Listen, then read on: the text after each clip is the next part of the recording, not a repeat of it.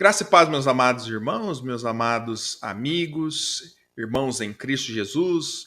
Este é o programa Conversa com o Pastor, seu programa de toda segunda-feira à noite, onde temos tido a oportunidade de trazer um tema relevante da Palavra de Deus, um tema bíblico, doutrinário, um tema agora apologético, né, para o conhecimento de cada um dos irmãos, tá bem? Você é inscrito no nosso canal? Inscreva, ative aí as notificações para que você fique por dentro, né? Toda segunda-feira a gente traz uma entrevista especial da Palavra de Deus, né? E hoje, mais do que especial para mim, né? Eu que tive a oportunidade de conhecer o trabalho desse irmão e realmente fiquei muito encantado, né, pelo trabalho muito especial, de muita qualidade que ele faz, né, e eu fiz o convite para que ele pudesse participar conosco, né, o irmão Rodrigo Custódio, né, do canal Para Que Possamos. Boa noite, irmão, privilégio ter o irmão aqui conosco. Boa noite, pastor Mário. Como é que você está? Prazer é meu. Obrigado pelo convite, obrigado pela oportunidade de bater esse papo com você. Maravilha, né? E lembrando a todos que participam conosco que a conversa é comigo, é com o irmão Rodrigo e também com você que está em casa, né? Você pode enviar aí as suas perguntas, o seu boa noite, que você estará participando conosco. Faça como o pastor Antônio, né, que manda um boa noite para nós, está no aguardo. O pastor Dilbert, né? Comentava, viu, pastor, com o irmão Rodrigo. O irmão Rodrigo está no Texas, né? E o pastor Dilbert também aqui do Texas, né, conosco. A irmã Raquel também manda boa noite, a irmã Zuleide também, e o Estafeta manda também um boa noite para nós. Vai mandando aí o seu boa noite, participe conosco, né? Bom, irmãos, como eu mencionei, eu conheci o trabalho do irmão Rodrigo através do canal Para Que Possamos, né? O irmão Rodrigo Custódio, ele tem 41 anos, ele é formado em Tecnologia da Informação pelo Instituto Adventista de Ensino, né? O atual UNASP, é designer gráfico e também direção de arte pelo Ashworth College, né? Possui certificação em marketing digital e marketing estratégico pelo Google, né? Está em processo de certificação estendida sobre cristianismo primitivo pela Hillsdale College, né? Também possui 20 anos de experiência em marketing, publicidade, atua em várias agências de São Paulo, dos Estados Unidos, e atualmente é diretor criativo de marketing digital para os setores de óleo e gás ali dos Estados Unidos. Casado, pai de 3 filhas, mora no Texas e foi adventista por 40 anos, né, atuando aí na consultoria estratégica de comunicação e evangelismo para as divisões da América do Sul, Estados Unidos e Canadá. Deixou o adventismo em 2022 e iniciou então o canal Para Que Possamos, né, com o objetivo de compartilhar e inspirar pessoas, né, a pesquisar a verdadeira história da organização adventista, né, de forma documentada, histórica e acessível a todas as pessoas do Brasil, né, irmão, e todas as pessoas de língua portuguesa, né? Aliás, né, desde já aí fica o meu agradecimento ao irmão, né, e o meu elogio ao irmão, porque realmente o canal Para Que Possamos, ele é muito bem feito, né? Olha, Obrigado, pastor. a ideia, né, de você às vezes maratonar alguma coisa, a ideia de repente você buscar uma série, é interessante como que o canal do irmão ele é bem elaborado, ele prende a atenção e de uma forma tão didática mostra a história, né, do adventismo, que a gente vai falar na segunda parte desse programa, né, irmão? Mas vamos partir do começo, né, irmãos? Irmão, a gente lê um pouco sobre o irmão, né, sobre o currículo do irmão, e o irmão ficou por 40 anos, né, na igreja adventista, né?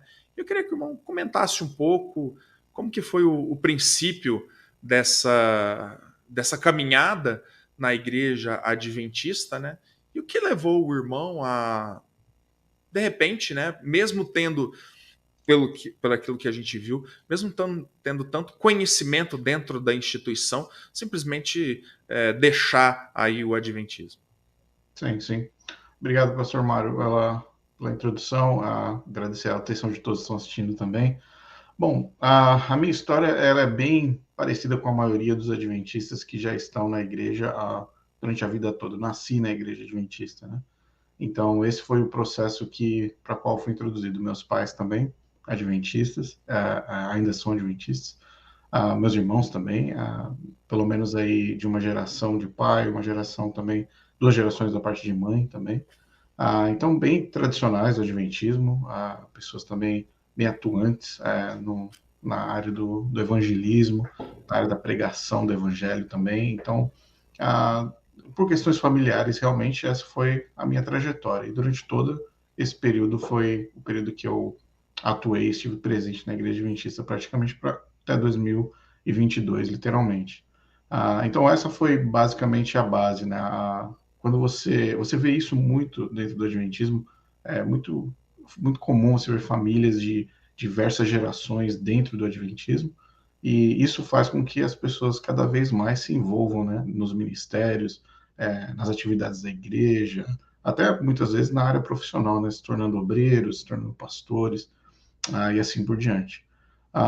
Após todo esse período também, e também atuando na parte de auxílio também a muitos pastores, muitos obreiros, muitas pessoas que têm ministérios grandes, igrejas grandes, na área de comunicação, na área de estratégia, na área de marketing também, estratégia de cultos, comunicação, como construir, montar um culto que seja relevante para as pessoas do ponto de vista de experiência, como fazer a comunicação prolongar após o amém, né? O amém final do púlpito, como é que você mantém o seu membro conectado com a mensagem, conectado com você, etc. Então, todas essas estratégias de comunicação e evangelismo também ao redor de todo esse processo.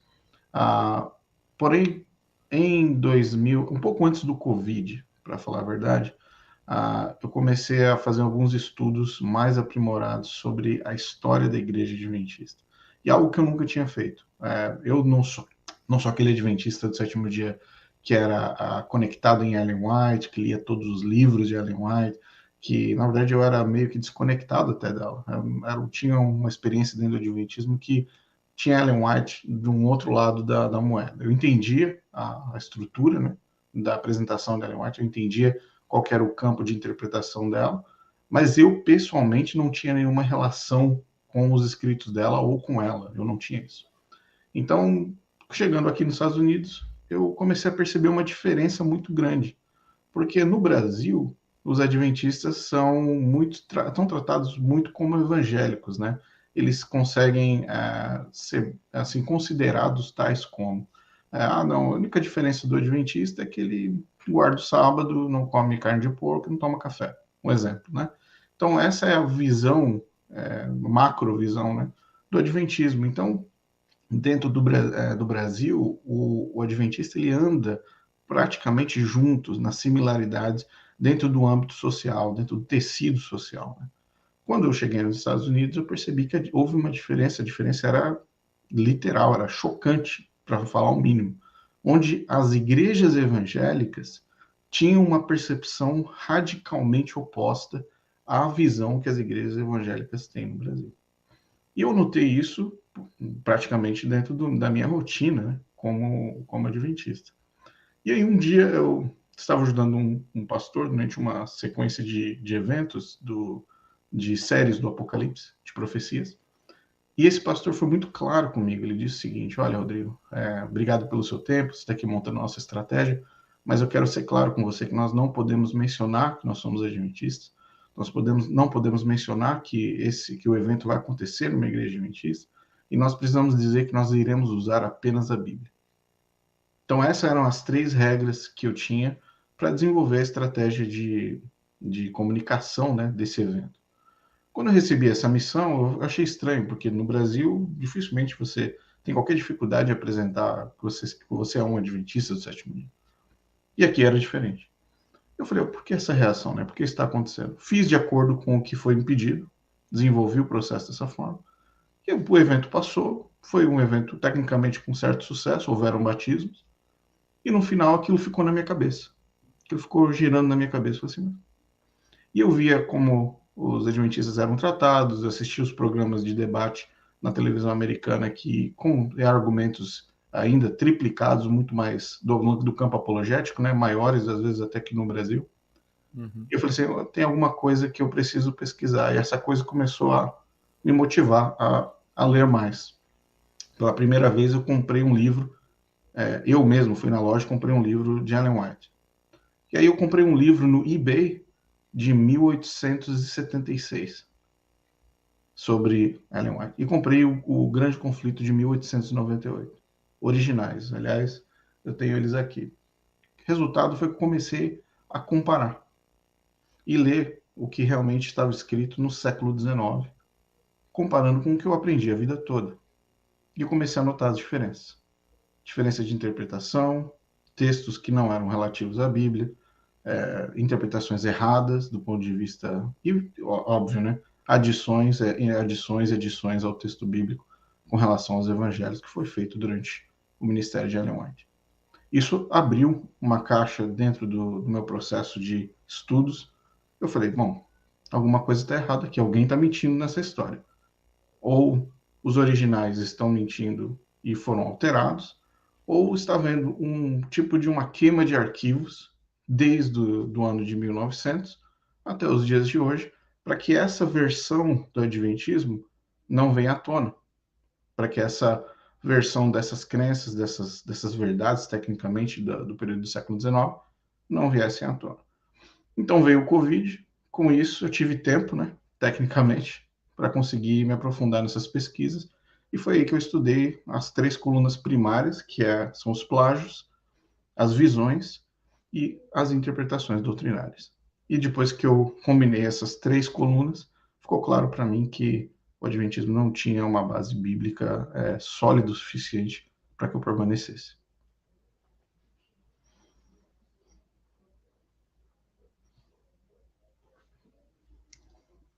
Eu acho que o senhor está mudo.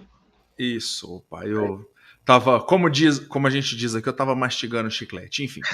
Né, mas é interessante como que, né, Deus até usou, né, essa questão na América, né, porque realmente aqui, né, muitas vezes o adventismo ele passa batido como mais uma igreja, né, mas obviamente na América, como, né, a fundação adventista e o conhecimento que o pessoal tem do próprio adventismo, desse adventismo primitivo, né, faz com que as pessoas realmente tenham essa percepção, né?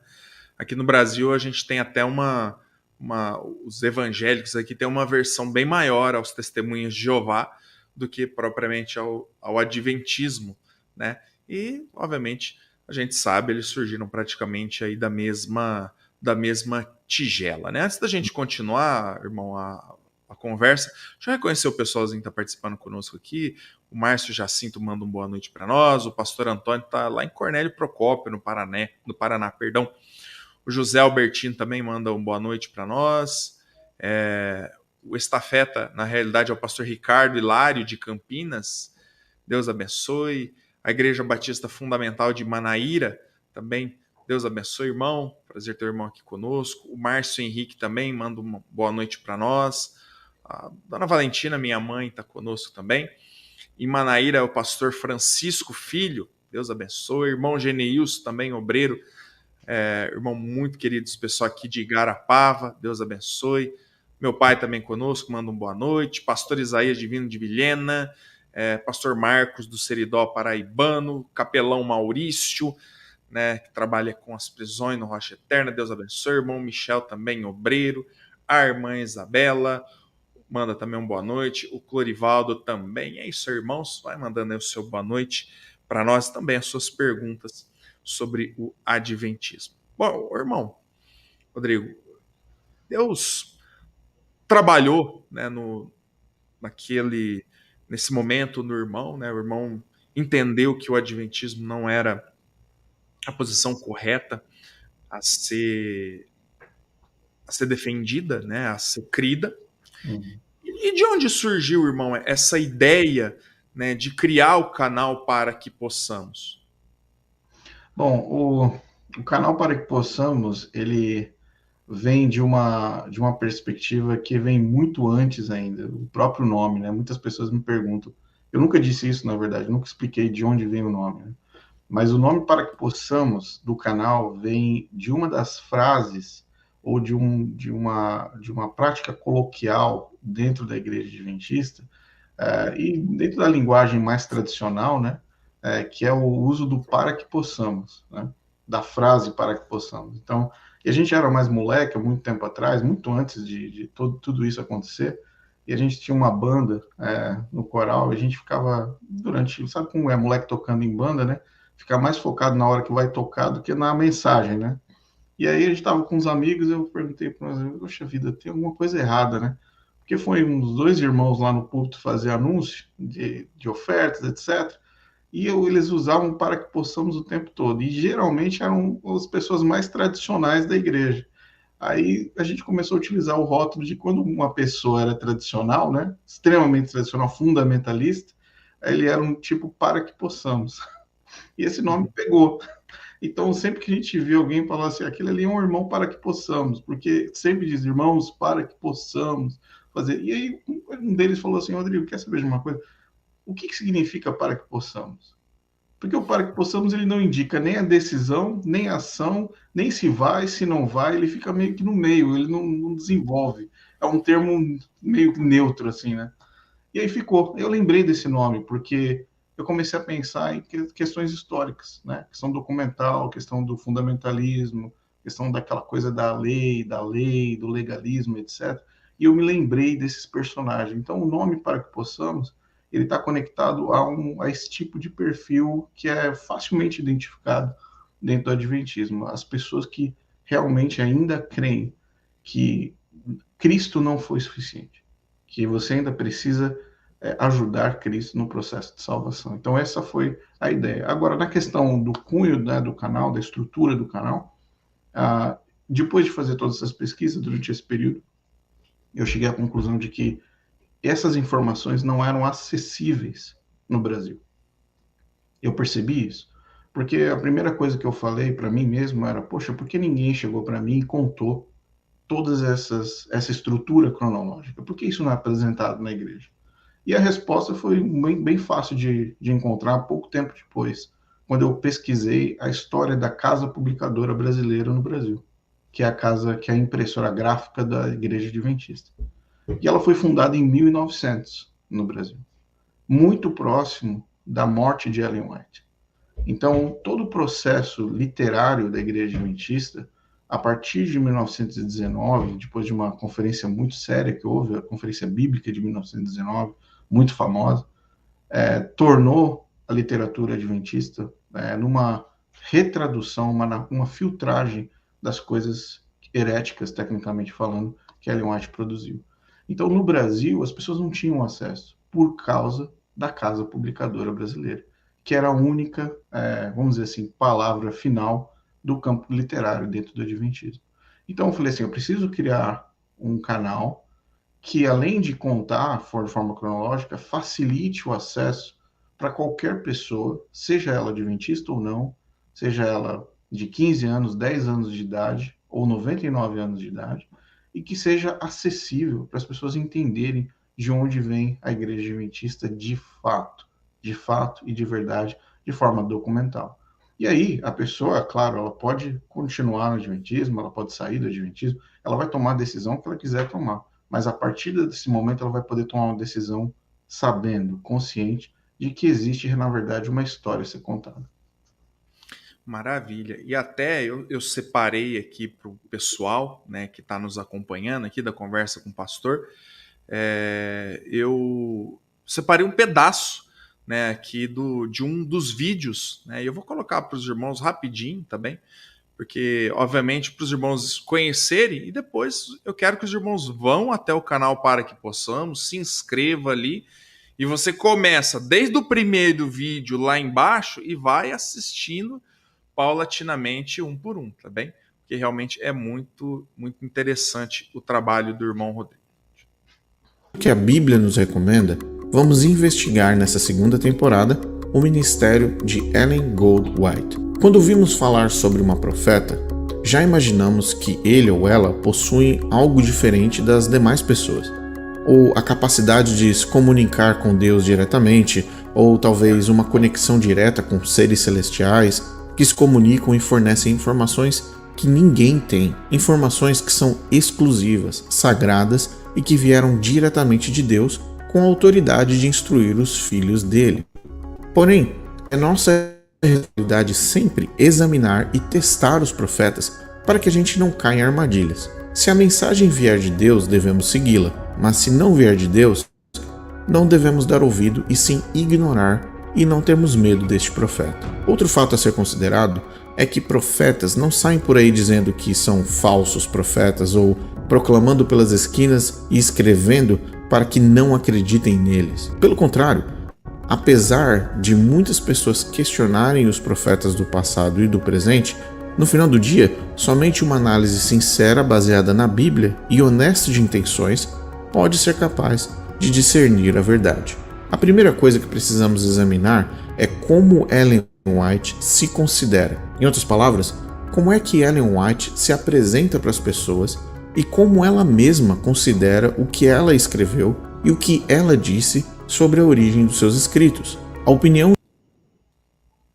Bom, enfim, irmãos, né? Eu vou tentar relembrar, né, o episódio que é esse que a gente colocou. Mas, enfim, os irmãos podem acompanhar o trabalho do irmão Rodrigo lá no Para Que Possamos, tá bem? Então, esse é um vídeo que faz parte da segunda temporada, mas tem toda a primeira temporada, né, quando o irmão fala do início do Adventismo, de William Miller, enfim, do grande desapontamento, assuntos até que a gente vai tratar aqui um pouco hoje à noite, tá bem? Deixa eu só reconhecer mais um pouquinho o pessoal que nos acompanha. O pastor Fridolin, né, veio da Alemanha, né, tá aqui conosco, Deus abençoe. Irmão lá do Mato Grosso do Sul, né, o pastor Jaime também acompanhando a gente, o pastor Jaime de Limeira, Deus abençoe. O irmão Adilton, né, Campos, boa noite, irmão, Deus abençoe. Né, o pastor Marcos já fala aqui sobre o sono da alma, depois a gente pode também entrar nesse assunto. Bom, Rodrigo, essa experiência que o irmão teve no canal Para Que Possamos, irmão, como tem sido a receptividade? Porque é até interessante, a gente conversava isso fora no ar, né? Que muitos até adventistas, quando veem as coisas do canal, até chegam a agradecer, irmão, não, olha, eu sou... E tem muita gente, eu sou adventista, né, e eu queria agradecer você pelo canal, eu não sabia disso, né, eu não tinha essas informações. É até interessante, como que é a percepção do irmão, né, de como as pessoas têm recebido a mensagem que o irmão tem apresentado? Sim, sim. Tem sido extremamente positivo. Na verdade, eu acredito que tem sido melhor até do que eu esperava. Mas eu entendo que as pessoas que estão no Adventismo hoje, em 2023, elas são pessoas que têm mais privilégios do que as pessoas que foram adventistas nos anos 80, nos anos 70, né? Devido ao acesso grande à internet, praticamente o Google, e também o número gigantesco de obras que estão disponíveis hoje na internet. Obras originais, obras que estão abertas aí ao público para acesso de qualquer pessoa. Então, quando eu criei o canal, a principal razão, o principal objetivo do canal, e continua até hoje, sempre vai ser, é inspirar pessoas a pesquisarem. Esse é o objetivo primário do canal Para Que Possamos. Muitas pessoas entram nos comentários e falam, você está fazendo o trabalho do mal, você quer tirar as pessoas da igreja, você quer fazer... E eu sempre repito que esse não é o objetivo do canal. O objetivo do canal não é tirar pessoas de dentro da igreja. É simplesmente dar a oportunidade para a pessoa tomar a decisão por si mesma de ir e pesquisar. E fazer uma pesquisa particular. E eu sei de pessoas, porque eu recebo dezenas de mensagens toda semana, pastor Mário. Toda semana. Via Instagram, via e-mail, via WhatsApp. Pessoas que estão pesquisando. E muitas pessoas acham que é o seguinte, um canal do YouTube vai ajudar uma pessoa, vai fazer uma pessoa sair da igreja. O que faz uma pessoa tomar a decisão de sair de uma comunidade não é um canal do YouTube. É essa pessoa passar por um processo de pesquisa, de estudos da Bíblia, de fazer um comparativo literário sobre onde estava escrito isso, por que isso foi escrito, isso é condizente com a palavra de Deus, isso se aplica à palavra de Deus. Ok, como funcionou isso? Isso aqui veio da Bíblia ou veio de visões? Isso aqui veio de uma interpretação honesta da palavra de Deus ou veio de uma interpretação de 3, 4 pessoas em transe dentro de uma sala no século XIX? Então, são várias perguntas que ficam na mente das pessoas e o que elas fazem é basicamente o quê? Ok, o que eu posso fazer hoje? E aí vem o privilégio. A pessoa pode ir no Google, pegar o texto que é mencionado no vídeo, ou o título do livro, a obra que foi citada, simplesmente ir lá e falar, olha aqui, realmente, isso aqui, ela disse isso realmente. Mas isso aqui não está na Bíblia, isso aqui não é o que Cristo prega. Por que ela disse isso? Se ela tinha acesso tecnicamente a Cristo, a Deus. Como é que existe esse conflito, esse paradoxo? E a pessoa por si mesma, ela vai começando a pesquisar e descobrir as verdades. As verdades que muitas vezes ela nunca foi apresentada antes. Eu estava conversando com uma pessoa recentemente, um médico responsável por várias áreas de um hospital, gerenciando o hospital adventista, e ele me questionando sobre o conteúdo do canal, está pesquisando, está no processo da pesquisa, e ele disse, mas como é que essas coisas nunca surgiram na minha mente? Como é que eu nunca questionei isso? Eu falei assim, eu falei para ele, meu amigo, você, na sua área de atuação como médico, você precisa tomar decisões sérias. Você salva vidas, você gerencia a vida de pessoas, medicamentos, você organiza equipe de enfermeiros, você pratica cirurgias, mas no momento, às vezes, que você passa pela porta da igreja, você deixa todo o seu conhecimento, todo o conhecimento cognitivo que você tem, na porta da igreja. Você tem que levar isso junto com você. E é importante você fazer perguntas, questionar, estudar, fazer suas anotações. Mas, infelizmente, pastor Mário, dentro da igreja adventista, por exemplo, existem coisas que são incabíveis. Você, dentro de uma escola sabatina na igreja adventista, você não pode simplesmente levantar e falar assim para o professor, né, da escola, falar assim, professor da escola sabatina, Ellen White está errada aqui.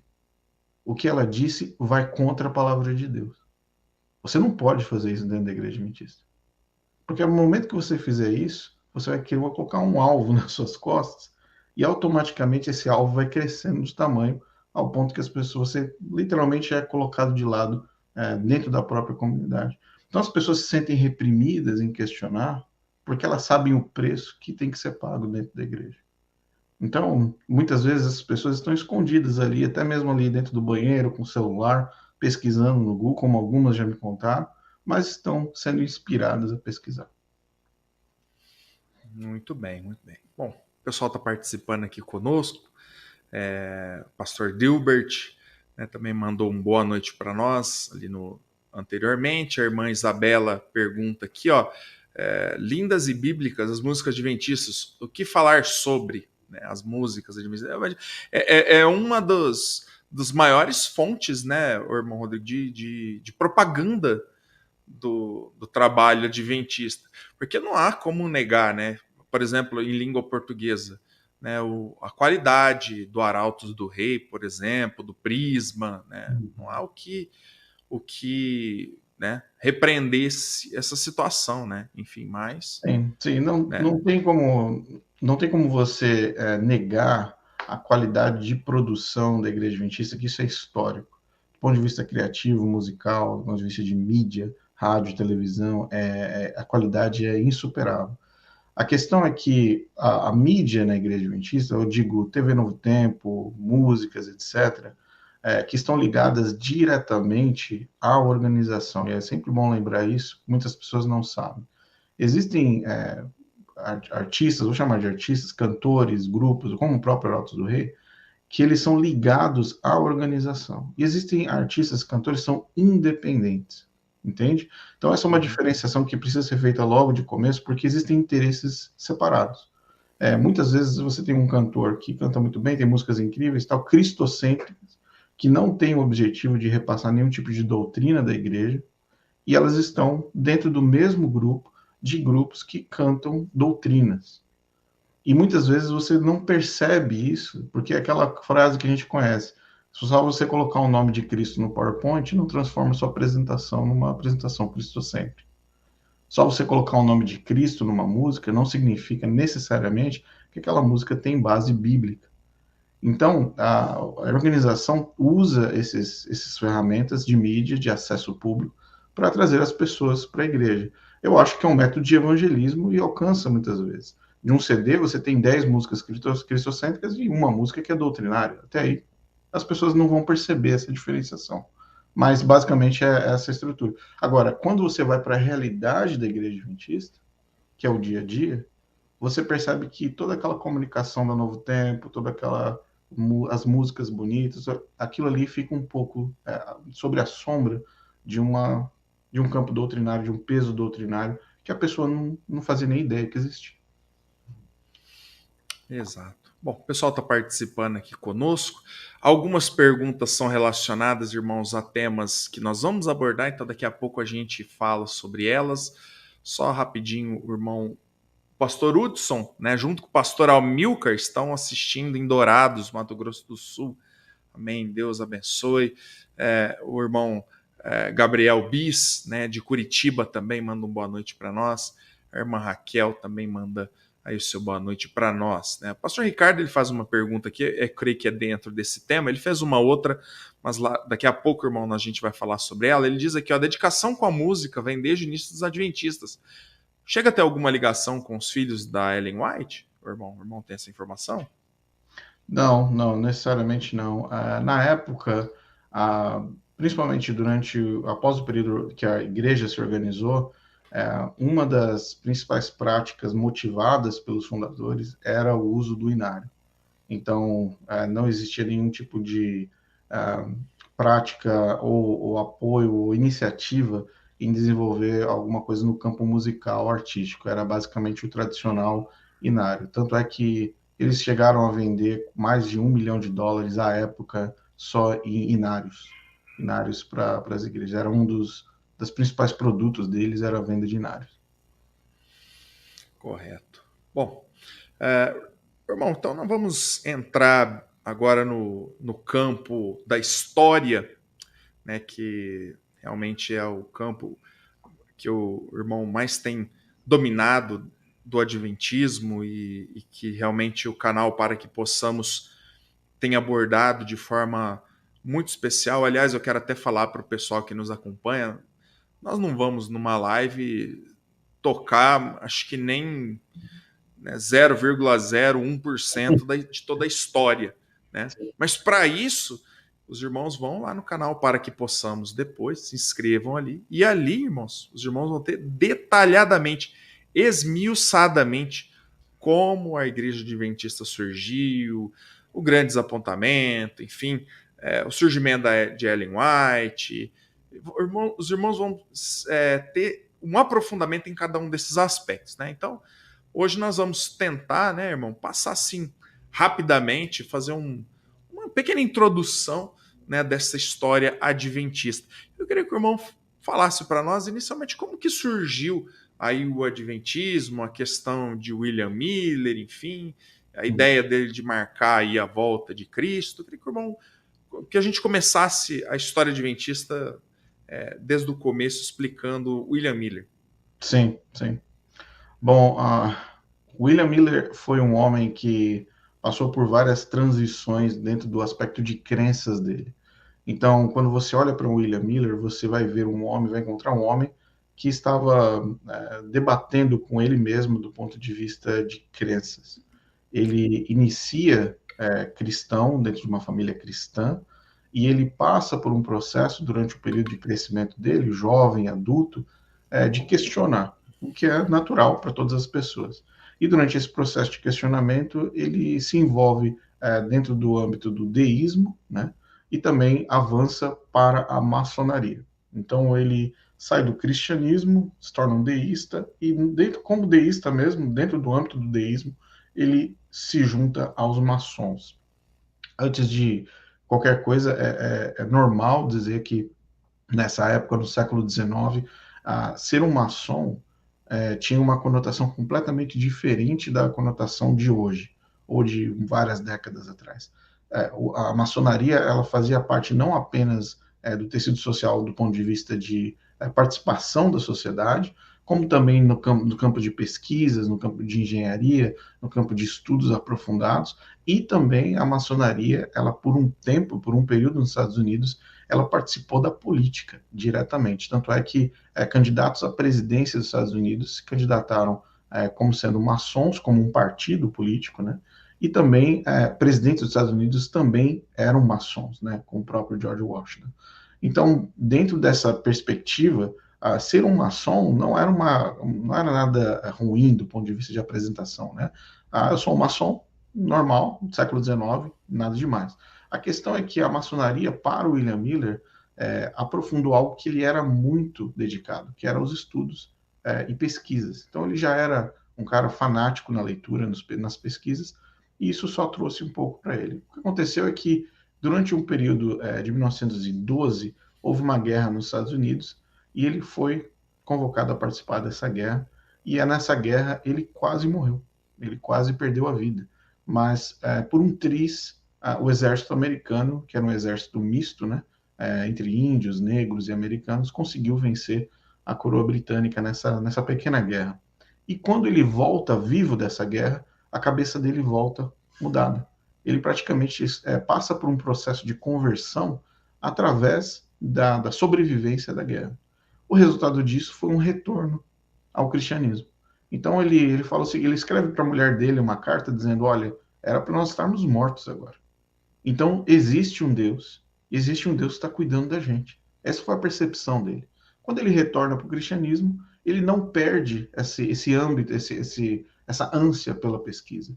Pelo contrário, ele começa a se aprofundar ainda mais, mas agora usando a Bíblia. E é nesse momento que ele começa a desenvolver teorias do ponto de vista do livro de Daniel e também do livro de Apocalipse sobre um cálculo de uma suposta vinda de Cristo em 1843.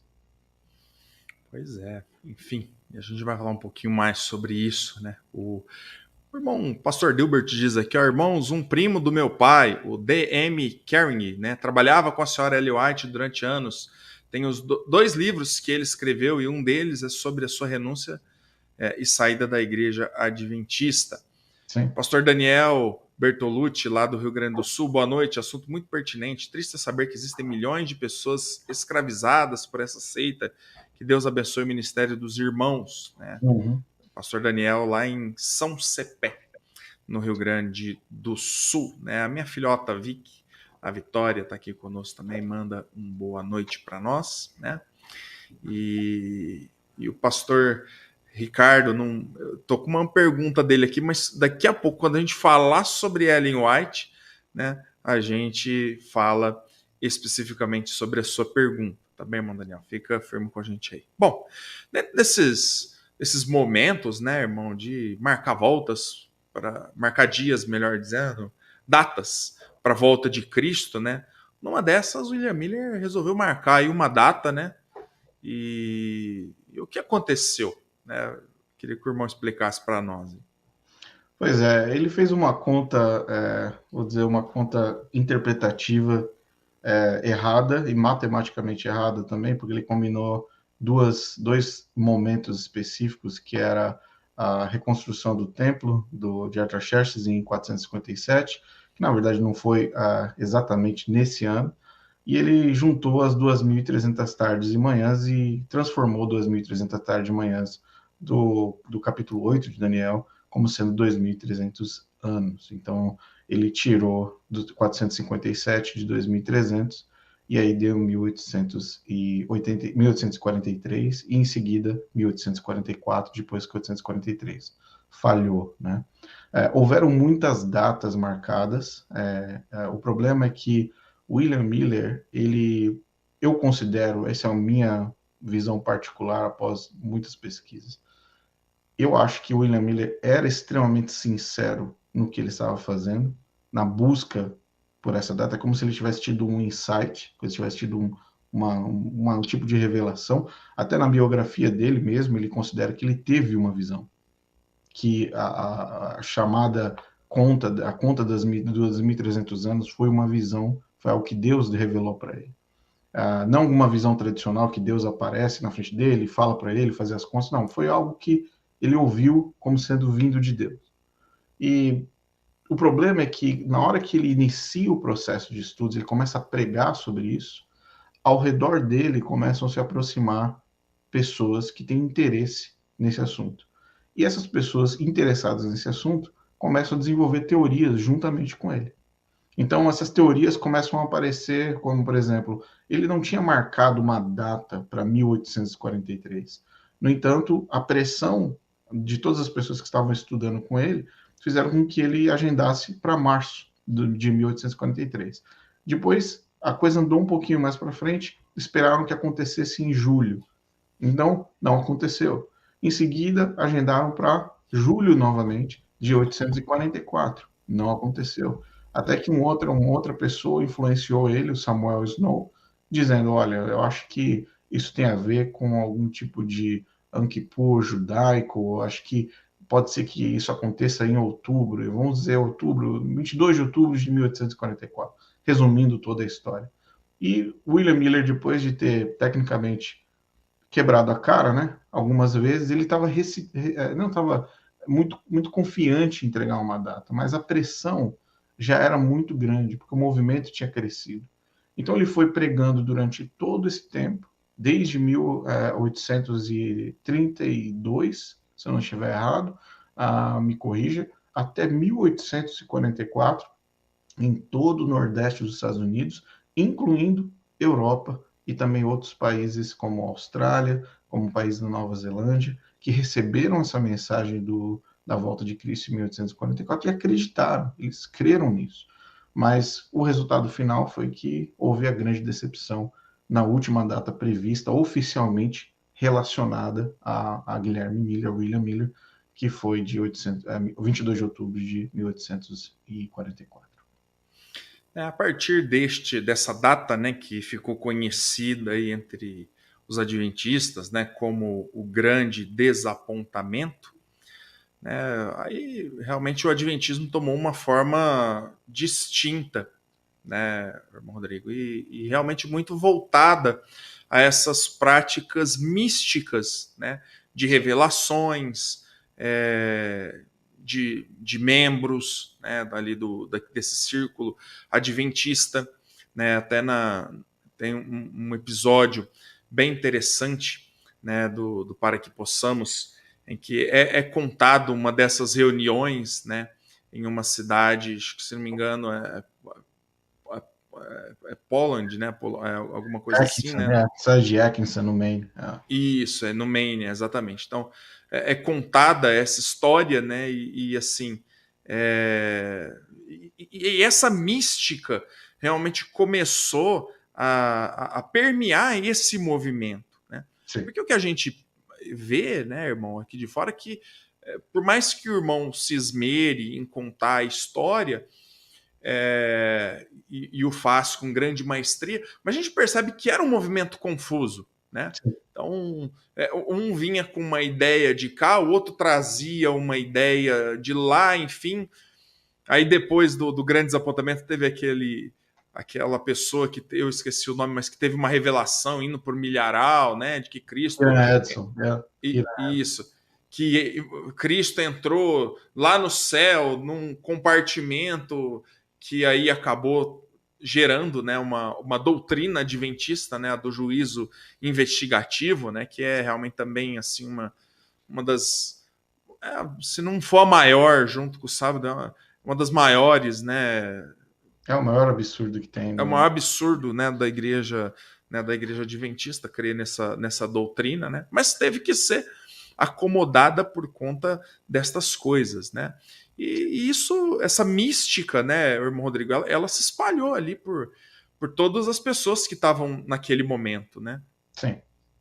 Pastor Mário, o movimento millerita, ele era um movimento que caminhou paralelo aos Mormons, muito logo no começo, e tem um período muito obscuro da parte dos Mormons, no início do Joseph Smith, logo no começo ali, onde as coisas começaram, anteriormente, é claro, mas uma coisa muito mais séria, partindo lá do que a gente conhece como The Great Awakening, que aconteceu em Nova York.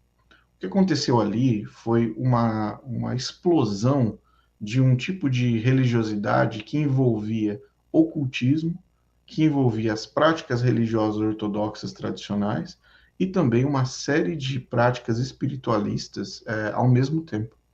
Então você tinha como se fosse ali numa região, eu vou usar aqui como exemplo, na mesma região proporcionalmente ao Nordeste brasileiro, imagina ali que você está ali, Bahia e toda a parte, né, Nordeste ali, beirando ali o Atlântico, toda aquela região, desde 1790 e antes disso até um pouco, até o começo de 1812, envolvidos pesado nessas práticas, em todos os tipos de práticas que você pode imaginar, desde sacrifício de animais, previsões proféticas, incorporações, tudo que você pode imaginar acontecia naquela região. Então, a região de Nova York, a região de New Hampshire, a região do Maine, a região de Boston, Massachusetts, todas essas regiões, elas foram abraçadas por esse movimento. Qual foi o suco que saiu disso tudo?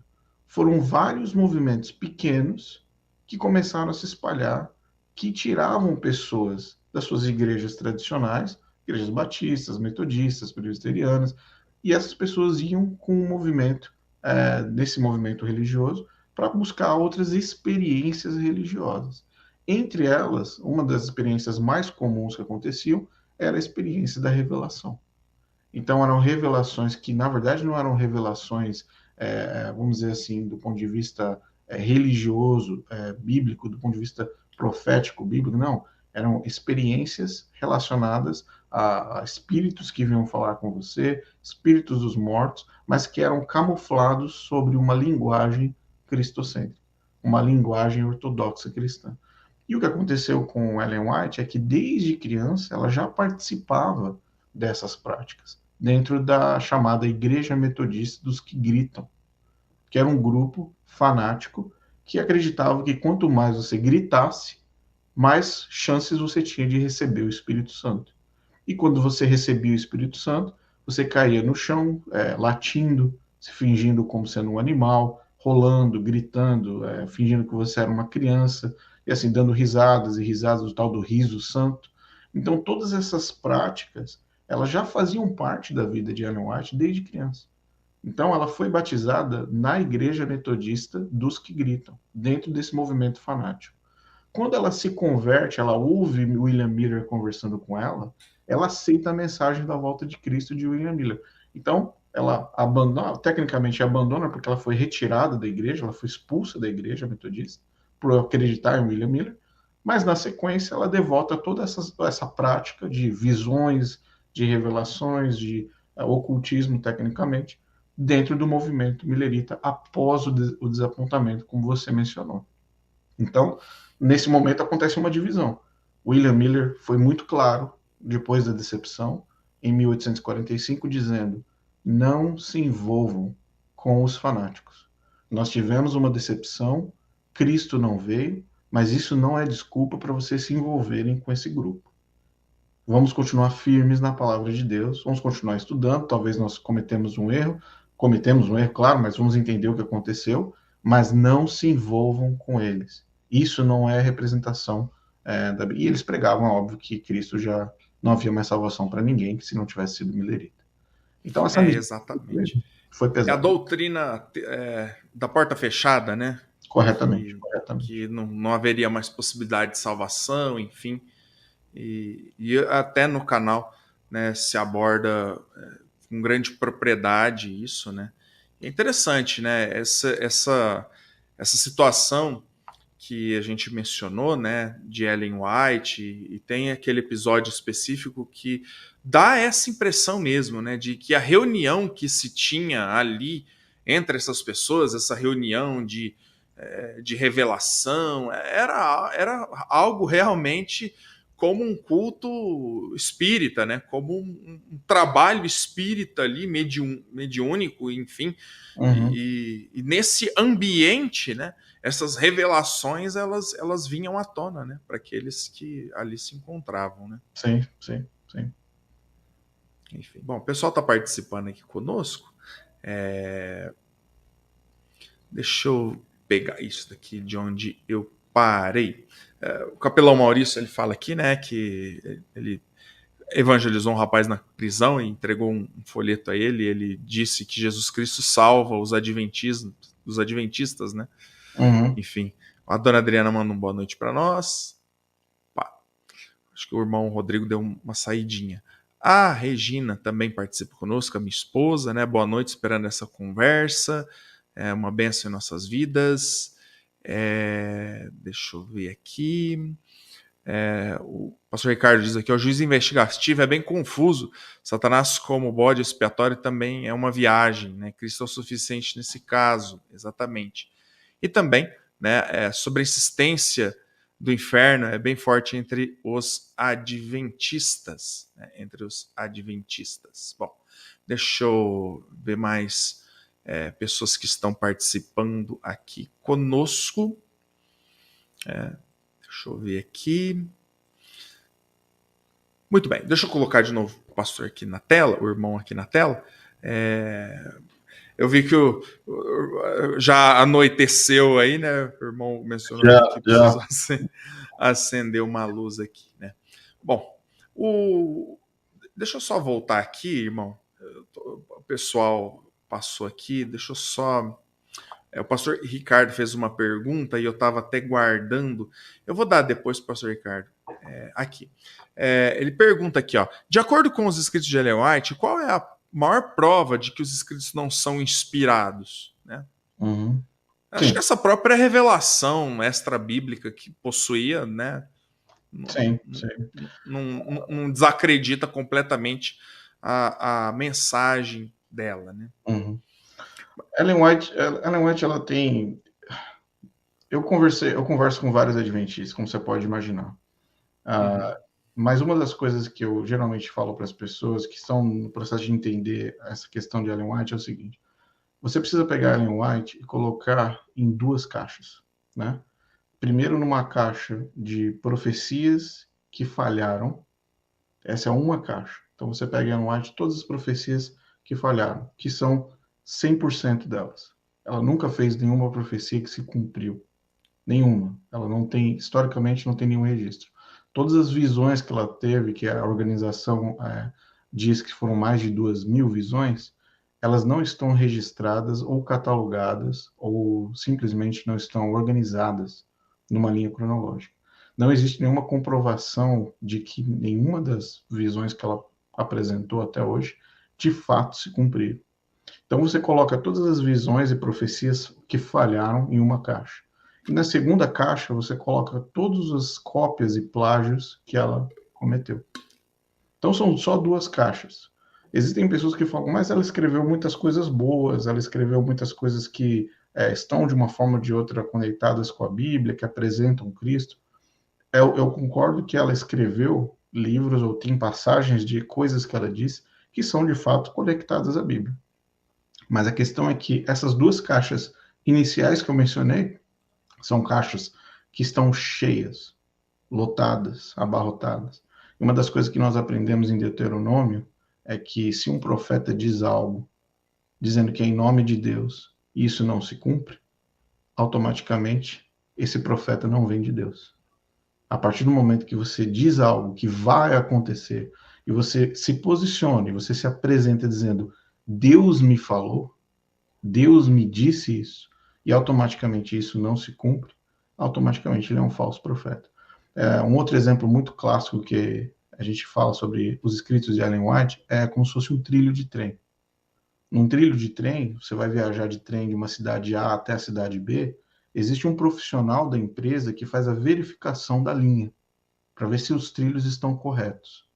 Ele pode andar 100 quilômetros de cidade a cidade, mas se no quilômetro 99 tiver um trilho fora do lugar, essa linha não pode ser certificada como segura. Porque tem um pedaço de trilho lá no fim que pode causar um acidente terrível. Ellen White é exatamente isso. É uma linha de trem que tem algumas partes da linha de trem que o trem passa por cima. Mas tem muitas partes dessa linha que estão quebradas, que estão fora do lugar, que estão incorretas.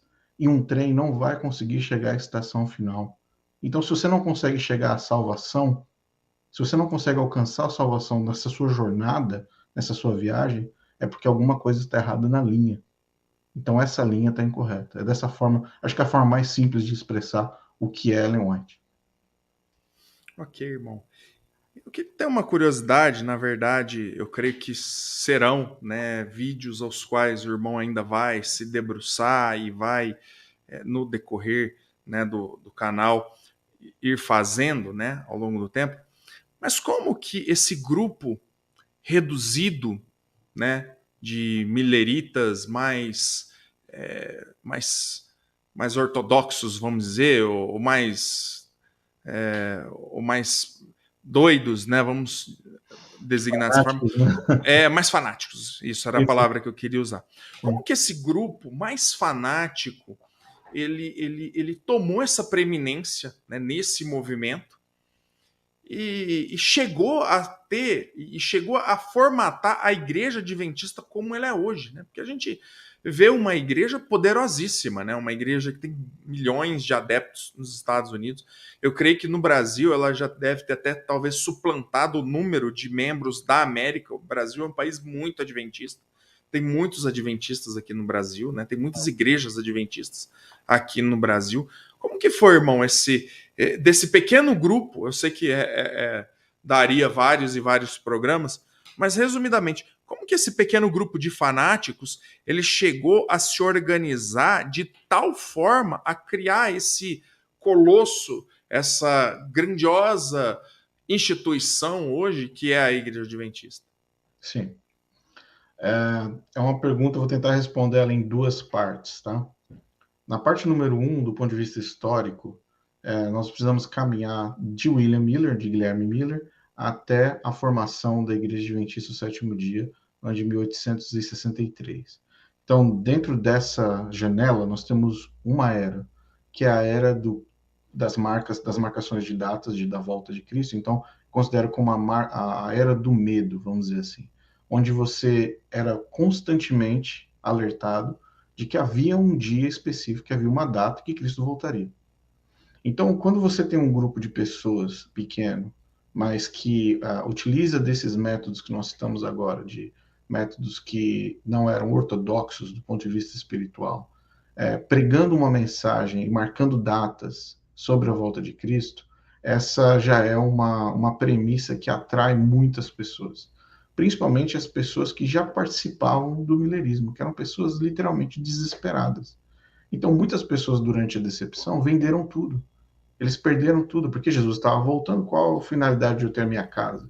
Qual a finalidade de ter os meus bens? Não tem finalidade nenhuma, eu vou me livrar de tudo, porque Cristo está voltando. Cristo não veio. Então, o que gerou nessas pessoas? Muito trauma, muito desespero. Mas essas pessoas, esses líderes pequenos, incluindo Ellen White, Thiago White, etc., eles viram no desespero dessas pessoas, na verdade, uma oportunidade. E essa oportunidade foi de começar um novo movimento dentro do millerismo e continuando a mesma sequência, a mesma dinâmica de pregações. Então, William Miller pregou que Cristo voltaria, errou, errou, errou.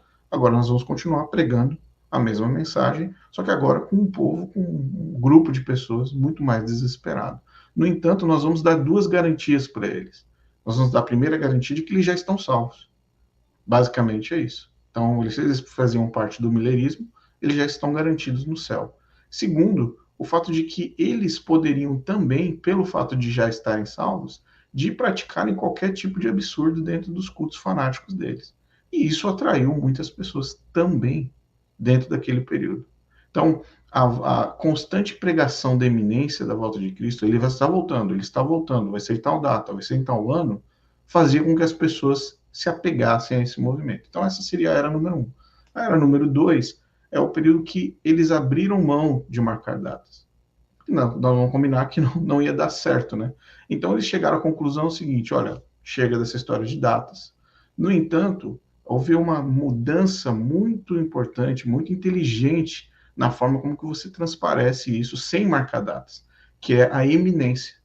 Então, a eminência, a eminência, a eminência, a eminência, constantemente. Então, você sai de dar um ano em um dia, mas você sai de uma eminência que pode acontecer a qualquer momento. E Ellen White, ele frisou nisso durante décadas e décadas. E, literalmente, você pode pegar os livros dela, as visões, etc., dizendo, não, pastores, não se casem. Nós não queremos que vocês se casem, porque Cristo está voltando. Não faz sentido nenhum você se casar, ter filhos, etc. Quem tinha filhos após o período do desapontamento, segundo as instruções dela, a visão dela, todas as crianças que nasciam eram filhas de Satanás. Elas não seriam salvas. Então, as famílias não eram estimuladas nem a ter filhos. Depois, passado esse tempo, a igreja, claro, começou a crescer, a expandir. Eles perceberam que não era um bom negócio ficar com essa história de que Cristo está voltando, não se case, porque os números eles ficariam reduzidos. Mas ela voltou na mesma ideia de ele está voltando, Cristo me deu uma visão, faltam poucos meses, faltam poucos meses, Cristo está voltando. E isso vai fazendo o que com as pessoas? Vai deixando as pessoas dentro de um senso de completo estresse, literalmente. É um estresse religioso. Então você está lavando a sua louça, mas você está olhando para o céu, porque Cristo pode voltar a qualquer momento. Eu tenho que fazer tudo que a Ellen White está mandando, porque se eu não fizer exatamente, que eu não vou para o céu, não vou estar garantido. Agora eu tenho que dar o dízimo, 10% obrigatório, 30% obrigatório de ofertas. Se eu não fizer isso, eu não vou estar salvo, porque Cristo está voltando. Então, todo esse processo mental no subconsciente das pessoas é histórico, vem desde o século XIX, que a expansão da igreja é natural, porque se Cristo está voltando, Cristo está voltando, Cristo está voltando, basicamente esse é um lugar mais seguro para eu estar. Sem contar, claro, no fato de que dentro da igreja adventista se prega que todas as igrejas ao redor, qualquer igreja, de qualquer denominação, de qualquer placa, são inimigos. Eles vão matar vocês, eles vão perseguir vocês. Então, só existe uma igreja correta, que é a igreja remanescente, a igreja adventista.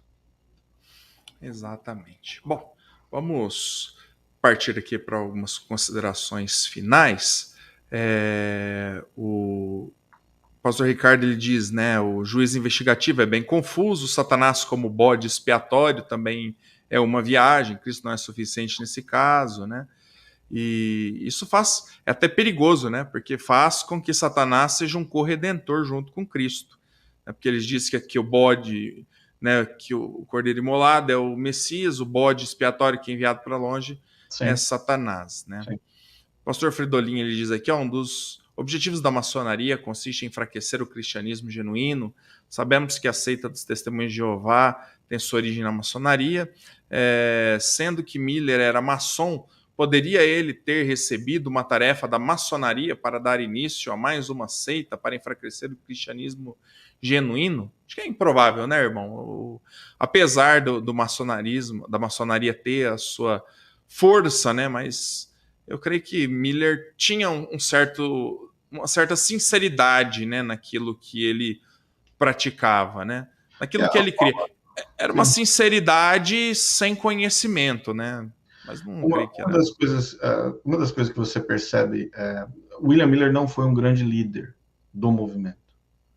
E essa é a primeira característica que eu acho que eu preciso mencionar, porque um grande líder que realmente quer, por exemplo, abrir uma igreja naquela situação, que poderia se aproveitar de todo o movimento, a gente está falando Pastor Mário, a gente está falando de quase 500 mil pessoas, tá? Durante esse movimento de William Miller. Qualquer pessoa que tivesse aí em um senso lucrativo, do ponto de vista lucrativo, pegaria essas 500 mil pessoas, continuaria marcando datas, sem fim, entende? E ele continuaria lucrando, porque ele já estava recebendo volumes e quantias financeiras muito grandes. William Miller, por exemplo, Guilherme Miller, teve a maior tenda evangelística dos Estados Unidos, era dele, cabiam 10 mil pessoas dentro. Imagina você investir um dinheiro naquela época para construir uma tenda desse tamanho. Ele construiu um templo milerita, foi levantado apenas com doações. Então, não existia ausência de recursos. Só que ele insistia, numa das convenções com as igrejas da região, incluindo a Igreja Batista, Igreja Presbiteriana, Metodista, ele falou assim, gente, meu objetivo não é abrir uma igreja. Eu estou pregando uma mensagem que Cristo está voltando. Vocês não precisam se preocupar comigo, eu não vou ser nenhum tipo de concorrência. E ele, de fato, não abriu. Depois que acontece o desapontamento, olha só o que acontece. Ele assume o erro. Ele fala, olha, eu errei. Meus cálculos eram errados, eu fiz com sinceridade, mas eu errei e tal. E ele morre, eu, na minha concepção, entendo, que ele morreu de depressão. Ele morre pouco tempo depois do desapontamento, se eu não estiver errado, em 1857, 1858 é o ano que ele morre. Então foi um período muito curto depois do desapontamento, William Miller desfalece. E eu acredito que foi em grande parte devido à depressão. Então, eu não creio que houve qualquer tipo de intenção maléfica. Eu acho que foi, primeiro, um erro interpretativo grosseiro, e segundo, abriu mão, literalmente, do movimento que ele próprio criou. Maravilha. Bom, o pastor Josiel do Piauí está aqui conosco, manda uma boa noite. O pastor Ricardo gostou da ilustração do trem. Também o irmão Rafael manda uma boa noite para nós, Deus abençoe. E a dona Adriana, ela pergunta, irmão, se existe a possibilidade de ter pessoas que possam ter feito uma verdadeira profissão de fé na igreja adventista. Olha, essa é uma excelente pergunta, porque a profissão de fé dentro do adventismo, ela é algo que não é bem visto dentro da igreja. Isso precisa ser dito, porque no adventismo, devido à crença de que não existe outra igreja correta a não ser a igreja adventista, que contém 100% da verdade, se uma pessoa vem de outra igreja e se batiza na igreja adventista, ela passa pelas águas. Isso significa que ela aceitou todos os votos da igreja, incluindo o espírito de profecia. O que acontece numa profissão de fé é que as pessoas que fazem a profissão de fé, elas de uma forma ou de outra aceitam também todas as normativas da igreja, todas as doutrinas, a coluna de doutrinas da igreja. Elas aceitam. Mesmo sendo uma profissão de fé, elas estão aceitando fazer parte de uma nova comunidade. Agora, ela não foi publicamente dizer sim para Ellen White, o que era algo que é muito comum hoje nos votos batismais, sempre foi historicamente. Quando me batizei, eu me lembro como se fosse hoje, o pastor lendo o voto batismal, citando os escritos e a interpretação profética de Ellen White. Eu disse sim. Então, partindo dessa premissa, eu creio que se uma pessoa foi batizada na igreja batista e ela se tornou adventista através da profissão de fé, eu acredito que ela vai ter que se reconciliar de uma forma a abrir mão desses ensinos de Ellen White que são heréticos. Porque a estrutura, muitas pessoas não entendem isso. A Igreja Adventista do Sétimo Dia é resultado e fruto da interpretação de Ellen White, dos estudos e da palavra de Deus. Se você faz um estudo bíblico dentro de uma igreja adventista e você discorda de um item qualquer, por exemplo, pode ser do sábado, a partir do momento que eles voltarem para você, eles vão apresentar todos os argumentos interpretativos de Ellen White. Eles vão fazer os argumentos interpretativos do santuário com base em Ellen White. Então, não tem como você ser adventista do sétimo dia sem ou viver as interpretações de Ellen White ou aceitar de forma pública essas mesmas afirmações. Exatamente. E tem também, irmão, só para a gente encerrar, um vídeo bem interessante do irmão colocando assim os 4 tipos de adventistas, né? Desde aqueles mais fundamentalistas na doutrina da Ellen White até daqueles mais liberais, né? Deixando o passado, né? Mas olhando para o presente, o irmão enxerga que há alguma possibilidade de mais e mais pessoas encontrar essa verdade, né, e deixar esse movimento? Olha, pastor Mário, se você analisar de forma fria os números da Igreja Adventista hoje, historicamente, nos últimos 15 anos, eles são números extremamente complexos. Porque a Igreja Adventista, ela vem perdendo, na média, 5 a 6 membros para cada 10 que entram. Isso de forma natural.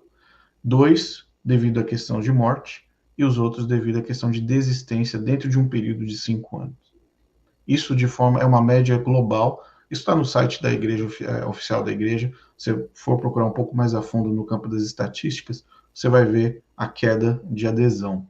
Não é uma queda de batismos e de entradas, mas é uma queda na retenção, uma queda acentuada na retenção.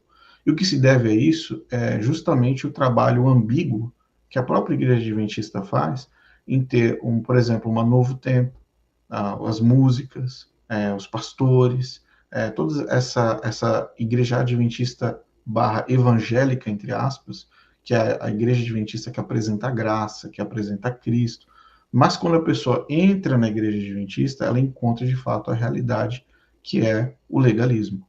Então, você tem duas versões da igreja. Uma que é a igreja que é propaganda do evangelismo, do abraço, dos batismos, dos testemunhos, daquela igreja que acolhe, mas na hora que você entra e começa a estudar de fato as doutrinas da igreja e de onde elas vieram primariamente, você entende que a igreja adventista tem perdido muitas pessoas, porque não há uma correlação. Uma outra questão é a questão que a principal ferramenta da igreja adventista, que é a escola sabatina é como se fosse a escola dominical, mas aos sábados, é uma das principais ferramentas de ensino e de doutrinação da igreja. Esse projeto morreu, literalmente. Se você entrar numa igreja adventista sétimo dia no sábado de manhã, é diferente de 30 anos atrás, 40 anos atrás, onde a igreja estava lotada, né, cheia de pessoas estudando. Hoje você vai encontrar uma faixa etária na casa dos 45, 50 a mais, ali uns 3, 4, 5, duas classes ali, e uma fraqueza na questão da doutrinação. Então, se você não está doutrinando e você não oferece a mesma experiência que você vende, em 10, 20 anos, os números da igreja adventista vão ser completamente outros.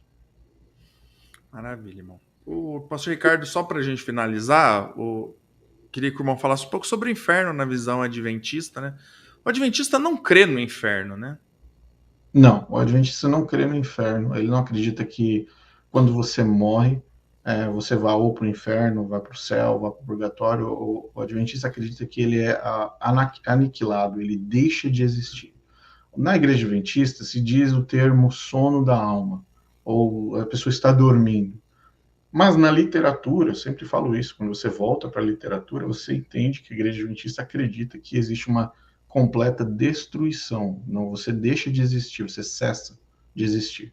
Então, quando Cristo volta, segundo o entendimento adventista, é que Cristo vai te reconstruir, ele vai te recriar novamente, ele vai te trazer de volta do aniquilamento. Então, das duas, uma, ou você está literalmente aniquilado, você vai ressuscitar para a vida eterna, segundo o adventismo, ou você está aniquilado, você ressuscita para ser novamente aniquilado. E não existe inferno depois que Jesus volta, você é literalmente aniquilado e destruído para sempre, não sobra nenhum rastro de você, você queima de acordo com seus atos e, enfim, você desaparece. Maravilha. Bom, irmãos, privilégio muito grande receber o irmão Rodrigo aqui conosco. Nós vamos colocar na tela aqui também o canal para que possamos, né? Então, assim que você terminar esse vídeo, dá um pulinho ali também no para que possamos, se inscreva ali no canal, ative as notificações, você vai gostar. Eu recomendo aos irmãos, né? Mas faz o que eu falei pro irmão, pega desde o primeiro vídeo lá embaixo, né? Vai lá, vídeos, desde o primeiro lá embaixo, e vai assistindo um e um, enfim, né? E vai avançando, né, nesses vídeos também, que eu tenho certeza que vai abençoar muito a sua vida. Se você quiser entrar em contato com o irmão Rodrigo Custódio, o e-mail é esse aqui, ó, para que possamos, @gmail.com. Você pode entrar em contato com o irmão Rodrigo Custódio. Irmão, muito obrigado pela oportunidade de conversar conosco. Foi uma conversa muito produtiva, muito boa mesmo.